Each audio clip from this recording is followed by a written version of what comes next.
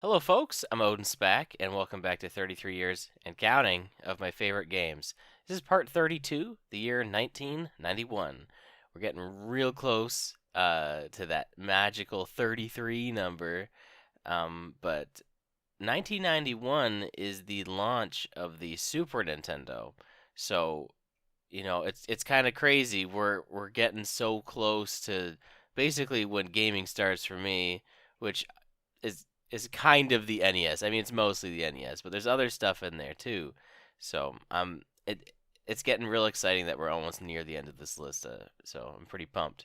So why don't we get started with my honorable mentions? Starting with a not Super Nintendo game. It's 4D sports boxing on the PC. This is an old MS DOS game that I used to play a lot growing up. It's I feel like it laid like the groundwork for a lot of more modern boxing games. Like I feel like Fight Night, from what I've played of Fight Night, really like drew inspiration from it. I mean, obviously, like that's also just like a boxing game in general, but I don't know, like something about it just it kind of feels like the formula came from this game. It's actually this game is actually kind of crazy for like how in depth it is, for how old it is. Um, it's a like you move. It's not like playing Punch Out or something. You move around the ring, and you throw different punches with different like the number pad and that. From what I remember, there's hooks and uppercuts and jabs. Um, and you're just basically trying to make your way to the top of the ladder, to be ranked number one, against the champ. And then every time you fight somebody, you get to improve your stats a little bit more. Um, I played, like I said, the heck out of this. Also, my boxer's name that I grew up, that I still use sometimes as like a comical relief. His name was Huge the Fat. and and you know how like a lot of like boxers and wrestlers have like nicknames? Well, the was like in quotation marks. So his nickname was the. I didn't know any better growing up. I just always saw the middle name of somebody in quotation marks, so that's why I made it the. Really silly. Just thought I'd share that little story with you guys. I was really young when I played this game. So, and that's one of those things it still sticks with me. Also, I have like a really sick remix of like the main theme of this game is a bop. Also, the trading theme is pretty good too. Um, and I have a really good remix of it. That's like one of my workout remixes. I know that's really silly, but this game had really good like there's like two songs. I think there's technically like three songs in the game, but like they were all really good. So, my next honorable mention is going to go to a pair of Game Boy games that aren't well, they're related esque, but they're not. It's not like Oracle of Ages and Seasons or something like that. The first one is Final Fantasy Adventure, on the Game Boy. This one is the first in like the Mana series, or the Seiken Densetsu series. So like I first played this one on Collection of Mana, Final Fantasy Adventure. That's just how it was localized here, to try to capitalize on the Final Fantasy name. But when I first played this in the Collection of Mana, I was really blown away by like how competent it was for a Game Boy game. Not to say that like Game Boy games can't be competent or anything like that, but I was like really amazed like how good it felt to play the game. It's not like a terribly long game at all, but it it's just a solid action RPG, that I feel like it's way too good for what it's on. It's got a really good soundtrack. The story it's alright. It's not the greatest. Um, but the gameplay, it's just really satisfying. It's just like a dungeon crawler. It feels very Zelda-esque, especially when you go into some of the dungeons of the game. You can definitely see like there's inspiration there, but I don't know what it is, but it's just a really fun game. So if you have the Collection of Mana, don't sleep on that one. And then my other honorable mention that I said was related was Final Fantasy Legend 2 on the Game Boy. So the reason I said games were related is like in North America they have like the exact same box art except for that Final Fantasy Adventure. the background color is green, and Final Fantasy Legend 2, the background color is blue. And I mean, obviously it says like the appropriate title, but like if you look at the box arts back to back, maybe I'll put them up. I don't normally do it for honorable mentions, but maybe I'll do it for this. Like they're like identical. And the reason I'm saying this is because when I turned, I don't know, I guess I was like 10 or 11. These games got re-released in like around the time where I got my Game Boy Color, which is around the time Pokemon Red came out. But they originally came out in 91. So I originally wanted to get Final Fantasy Adventure because it looked like an action RPG. It looked like Secret of Mana, which it was. I didn't know. I didn't know it was the first in the series. Um, I ended up getting Final Fantasy Legend 2 because I was confused. I didn't realize that was the game. You think the name would tip me off, maybe. Um, but I really enjoyed Final Fantasy Legend 2. I'm glad that this accident happened because I feel like I would have played Adventure later, especially in Collection of Mana, whereas Legend 2 I wouldn't have. Um, so now that all that confusion's out of the way, why do I like Legend 2? This game, similar to how I mentioned Secret of Mana, like had like the better system of stat improvement that like Final Fantasy 2 NES didn't have. Like that's what I really like about Legend 2 is how you level up. There's just four stats plus your hit points that you level up in combat, and you do that just by doing appropriate actions. So like, and you don't lose stats ever. So using like strong weapons makes your strength go up. Using like speedy weapons makes your agility go up. Casting spells is your magic, and defense. Defense is weird. Like it's mostly just equipping armor, but like I think you can use like there's a shield. Uh, it's not a weapon, but it blocks stuff, and that can raise your defense, I think too. But I liked that because it was simple enough, and I think your hit points just went up whenever. But that's just like two of the character types. There was four character types in this game. There's humans and mutants. So humans were purely based off of equipment. So like they leveled up based on whatever you gave them. And weapons in this game they break over time. It's like Fire Emblem. Once you use them a certain amount of times, they're gone. They don't like the humans don't learn spells. Like you have to give them spell books if you want them to use magic. The mutants, on the other hand, they're like the humans, but they can learn magic. So everyone has like 8 inventory slots that could be anything. Um, they 4 of their slots are magic basically. So they learn spells over time and they get replaced. And then there's robots who their stats are just purely based off of their equipment. So and their weapons they don't break, but they have like limited uses that they have to refresh. And so like their stats just go up based on what's equipped on them. And then there's monsters where after every battle, sometimes a piece of monster meat will drop, and if they eat it, they will transform into a different monster, which usually ends up being worse. But occasionally you'll eat that one that makes them better. And so they're whatever monster they are, it just depends on what their stats end up being. And I just love this system. Like it's a very customizable system because like other Final Fantasy games, you get to pick all 4 of your starting characters. So these 4 different character types of humans, mutants, robots, and monsters, you can choose any amount of like either of them. So you can go 4 humans, you can go 2 mutants, 2 monsters. Like you can do anything like that.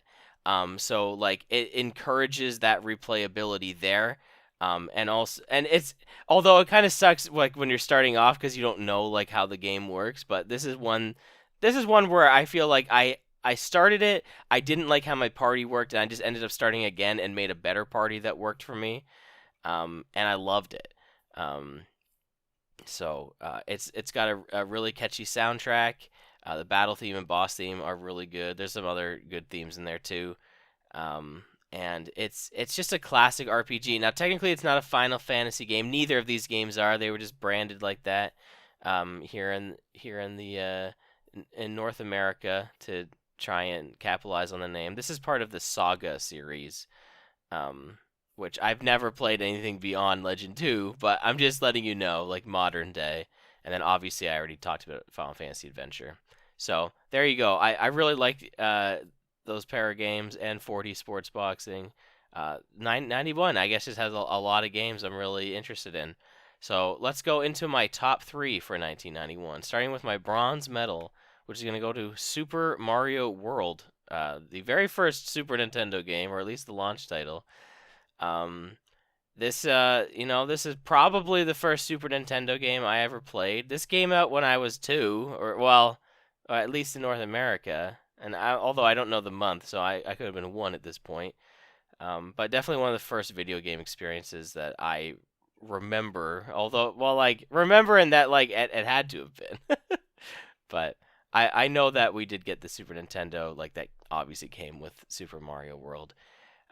This game has like this game this game has like the perfect set of tools for a Mario game.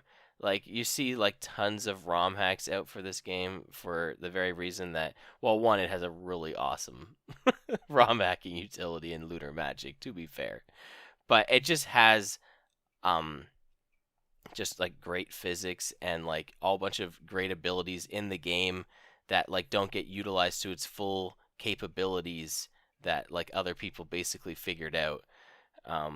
It is you know, playing it like vanilla, like I love the game. I mean it's my bronze medal. Um, but when I look back on Super Mario World, what I remember most enjoying was discovering things for the first time because it really is a world. You know, you find secret exits. I think it's the first time there was really secret exits in the game. Mario 3 kind of did with like the some of the levels had alternate exits with like the hidden items.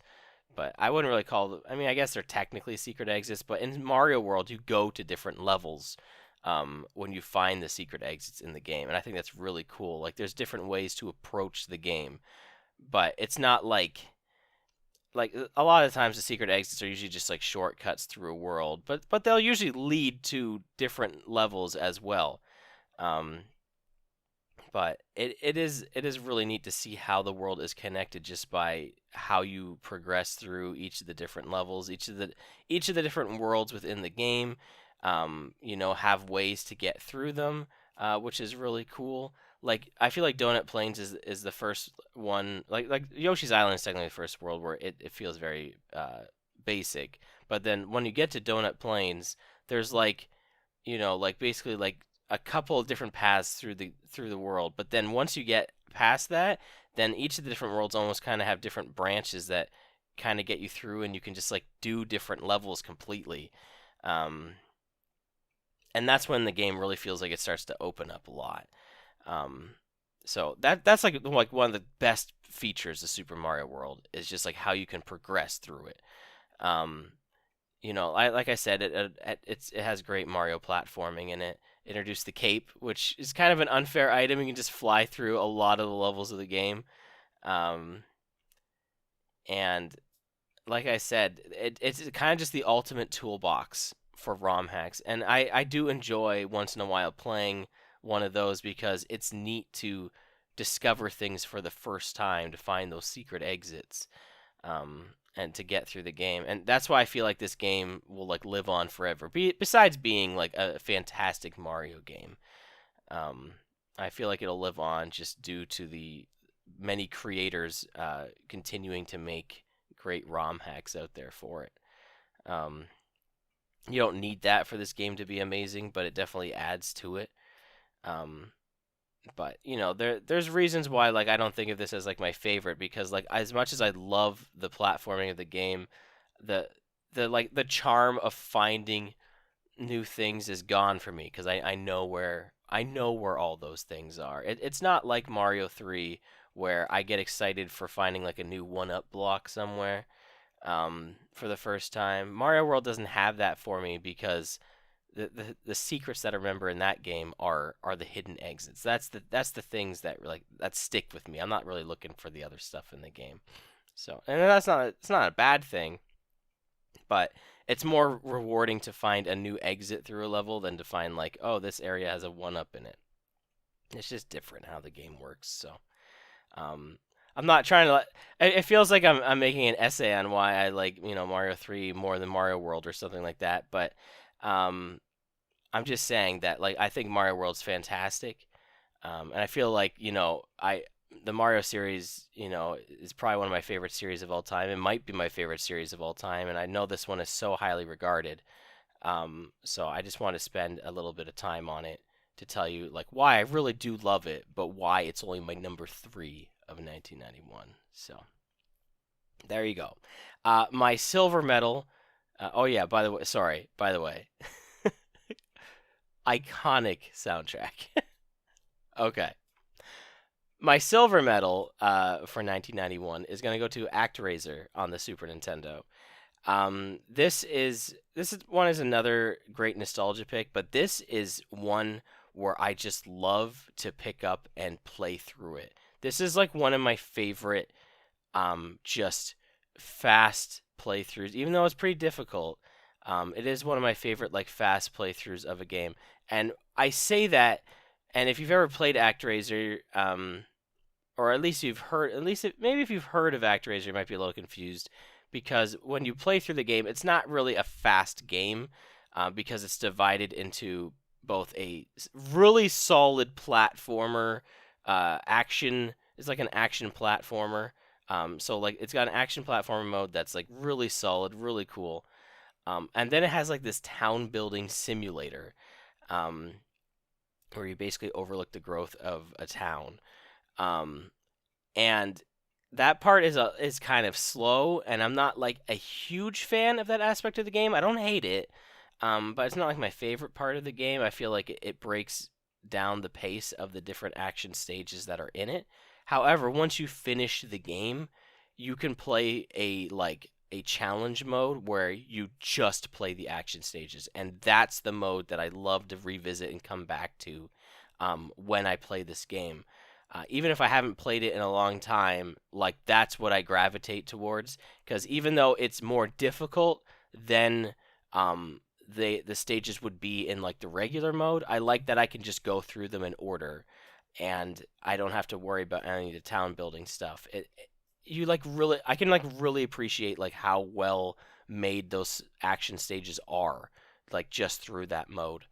Um, and like the game has some like incredible bosses. Some are like really hard, um, and in that mode they're even more difficult because in the regular game you get magic that lets you like really deal with the bosses really easy, but you don't get that in the challenge mode. So you gotta deal with them with just your sword, and some of them are really tough without it. Um, so I like I said, I love to pick up and play this game when I can, just as a quick playthrough, even if I don't beat it, because you only have X amount of lives and then you're dead. Um, even if I don't finish it through to the end, it's fine. I still love it regardless. It's that kind of game where like I feel accomplished when I can play through it all the way. Um, I haven't played through it in a little bit though, but this again, I know we talk about soundtracks on here a lot, but this game has an amazing soundtrack, like absolutely amazing soundtrack. Like the first level is like it like sets the pace for like okay, this game is gonna have some killer tunes throughout it, and it's not just all like in your face action music. Some of it's calm, and some of the calm music's really beautiful too. Um, one of the town themes that plays through the game is I'm trying to remember what it's called. I think it's just called uh, like peaceful, or I don't know if it's called peaceful, but and I don't know. But there's one song that plays in the town themes that's like a really beautiful piece of music. So anyway, that's ActRaiser.